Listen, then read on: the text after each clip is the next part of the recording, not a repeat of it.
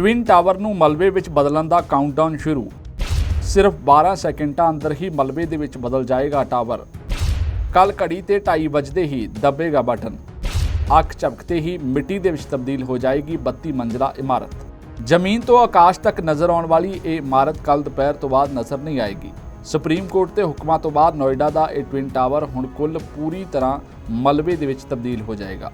Twin tower ਨੂੰ ਮਲਿਆਮੇਟ ਕਰਨ ਦਾ countdown ਸ਼ੁਰੂ ਹੋ ਚੁੱਕਿਆ ਹੈ। 28 ਅਗਸਤ 2022 ਨੂੰ ਘੜੀ ਤੇ ਜਿਵੇਂ ਹੀ ਦੁਪਹਿਰ ਦੇ 2:30 ਵੱਜਣਗੇ ਤਾਂ ਪਲਕ ਝਪਕਦੇ ਹੀ ਭਾਰੀ ਬਾਰੂਦ ਦੇ ਨਾਲ ਇਹ 32 ਮੰਜ਼ਲਾ ਇਮਾਰਤ ਪੂਰੀ ਤਰ੍ਹਾਂ ਦੇ ਨਾਲ ਜ਼ਮੀਨਦੋਜ਼ ਹੋ ਜਾਏਗੀ।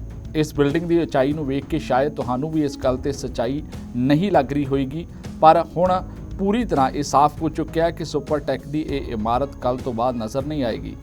ਆਓ ਹੁਣ ਤੁਹਾਨੂੰ ਇਸ ਗੱਲ ਦੀ ਜਾਣਕਾਰੀ ਦਿੰਦੇ ਹਾਂ ਕਿ ਇਸ ਬਿਲਡਿੰਗ ਨੂੰ ਮਹਿਜ 12 ਸੈਕਿੰਡਾਂ ਦੇ ਵਿੱਚ ਕਿਸ ਤਰ੍ਹਾਂ ਜ਼ਮੀਨਦੋਜ਼ ਕੀਤਾ ਜਾਏਗਾ ਅਤੇ ਨਾਲ ਹੀ ਇਸ ਬਿਲਡਿੰਗ ਨੂੰ ਹਟਾਉਣ ਦੇ ਲਈ ਸੁਪਰੀਮ ਕੋਰਟ ਨੂੰ ਇੰਨੇ ਸਖਤ ਹੁਕਮ ਕਿਉਂ ਜਾਰੀ ਕਰਨੇ ਪਏ। ਸਭ ਤੋਂ ਪਹਿਲਾਂ ਜੇਕਰ ਸੁਪਰਟੈਕ ਦੇ ਟਵਿਨ ਟਾਵਰ ਦੀ ਗੱਲ ਕਰੀਏ ਤਾਂ ਪ੍ਰਸ਼ਾਸਨ ਲਈ ਕੱਲ ਦਾ ਐਕਸ਼ਨ ਕਾਫੀ ਚੁਣੌਤੀ ਭਰਿਆ ਹੈ। ਕਾਰਨ ਸਾਫ਼ ਹੈ ਕਿ ਟਵਿਨ ਟਾਵਰ ਤੋਂ ਮਹਿਜ 9 ਮੀਟਰ ਦੀ ਹੀ ਦੂਰੀ ਤੇ ਹਾਊਸਿੰਗ ਸੁਸਾਇਟੀ ਹੈ, ਜਿਸ ਦੇ ਵਿੱਚ 660 ਪਰਿਵਾਰ ਰਹਿੰਦੇ ਆ। ਟਵਿਨ ਟਾਵਰਸ ਤੋਂ ਮਹਿਜ 9 ਮੀਟਰ ਦੀ ਦੂਰੀ ਤੇ ਹੀ ਜ਼ਮੀਨ ਦੇ ਹੇਠਾਂ ਗੈਸ ਪਾਈਪਲਾਈਨ ਵੀ ਜਾਂਦੀ ਹੈ। ਇਸ ਚੁਣੌਤੀ ਨੂੰ ਵੇਖਦੇ ਹੋਏ ਪ੍ਰਸ਼ਾਸਨ ਨੇ ਇਹ ਫੈਸਲਾ ਲਿਆ ਕਿ 28 ਅਗਸਤ ਨੂੰ ਸਵੇਰੇ 7 ਵਜੇ ਹੀ ਆਸ-ਪਾਸ 500 ਮੀਟਰ ਦੇ ਇਲਾਕੇ ਵਿੱਚ ਮੌਜੂਦ ਸਾਰੇ ਰਿਹਾਇਸ਼ੀ ਇਲਾਕੇ ਖਾਲੀ ਕਰਵਾਏ ਜਾਣਗੇ। ਕਰੀਬ 1396 ਫਲੈਟ ਅਜਿਹੇ ਨੇ ਜਿਨ੍ਹਾਂ ਨੂੰ ਖਾਲੀ ਕਰਵਾਇਆ ਜਾਏਗਾ। ਟਾਵਰ ਦੇ ਉੱਤੇ ਕਰੀਬ 10 ਕਿਲੋਮੀਟਰ ਦੇ ਇਲਾਕੇ ਨੂੰ ਨੋ ਫਲਾਈ ਜ਼ੋਨ ਬਣਾਉਣ ਲਈ ਕਿਹਾ ਗਿਆ ਹੈ। ਆਸ-ਪਾਸ ਦੀਆਂ ਸੜਕਾਂ ਪੂਰੀ ਤਰ੍ਹਾਂ ਬੰਦ ਰਹਿਣਗੀਆਂ। ਯਮੁਨਾ ਐਕਸਪ੍ਰੈਸਵੇ 1 ਘੰਟੇ ਦੇ ਲਈ ਪੂਰੀ ਤਰ੍ਹਾਂ ਬੰਦ ਰਹੇਗਾ। ਦੁਪਹਿਰ 2 ਵਜੇ ਕਾਊਂਟਡਾਊਨ ਸ਼ੁਰੂ ਹੋਏਗਾ ਅਤੇ 3 ਵਾਰ ਕਾਊਂਟਡਾਊਨ ਸਾਇਰਨ ਵਜਾਇਆ ਜਾਏਗਾ। ਆਓ ਤੁਹਾਨੂੰ ਇਹ ਵੀ ਜਾਣਕਾਰੀ ਦਿੰਦੇ ਹਾਂ ਕਿ 12 ਸੈਕਿੰਡਾਂ ਦੇ ਅੰਦਰ ਬਿਲਡਿੰਗ ਦਾ ਤਬਾਹੀ ਦਾ ਇਹ ਸ਼ੋਅ ਆਖਰਕਾਰ ਕਿਵੇਂ ਫਾਈਨਲ ਹੋਇਆ ਅਤੇ ਕਿਹੜੀ ਤਕਨੀਕ ਦੇ ਨਾਲ 32 ਮੰਜ਼ਲਾਂ ਦੀ ਇਸ ਇਮਾਰਤ ਨੂੰ ਮਲਿਆਮੇਟ ਕੀਤਾ ਜਾਏਗਾ।